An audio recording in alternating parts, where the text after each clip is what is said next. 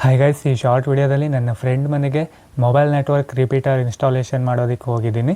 ಅಂದರೆ ಈ ರಿಪೀಟರನ್ನು ಮೊದಲೇ ಇವ್ರು ಪರ್ಚೇಸ್ ಮಾಡಿದ್ರು.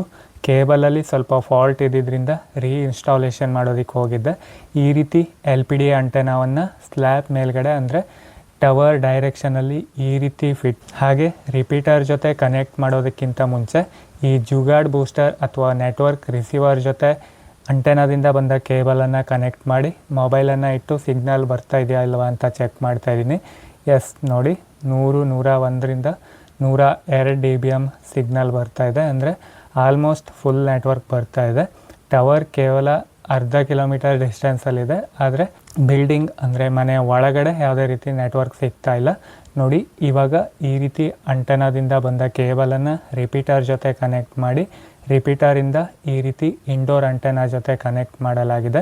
ಇವಾಗ ಸಿಗ್ನಲ್ ಬೂಸ್ಟರ್ ಅಥವಾ ನೆಟ್ವರ್ಕ್ ರಿಪೀಟರಿಂದ -80ರಿಂದ -89 dBm ಬರ್ತಾ ಇದೆ. ಅಂದರೆ ಫುಲ್ ನೆಟ್ವರ್ಕ್ ಸಿಗ್ತಾ ಇದೆ. ಅದೇ ರೀತಿ ಇಂಟರ್ನೆಟ್ ಸ್ಪೀಡ್ ಎಷ್ಟಿದೆ ಅಂತ ನೋಡೋದಾದರೆ 500ರಿಂದ 900 kb/s ಸಿಗ್ತಾ ಇದೆ. ಬೇಸಿಕ್ ವಾಯ್ಸ್ ಕಾಲ್ ಅಥವಾ ಫೋನ್ ಕಾಲ್ಗೋಸ್ಕರ ಈ ರಿಪೀಟರನ್ನು ಇನ್ಸ್ಟಾಲ್ ಮಾಡಿದ್ದು. ಈ ವಿಡಿಯೋ ಅಷ್ಟಾದರೆ ದಯವಿಟ್ಟು ಲೈಕ್ ಮಾಡಿ, ಶೇರ್ ಮಾಡಿ, ಹಾಗೆ ಚಾನಲನ್ನು ಸಬ್ಸ್ಕ್ರೈಬ್ ಮಾಡಿ. Thank you.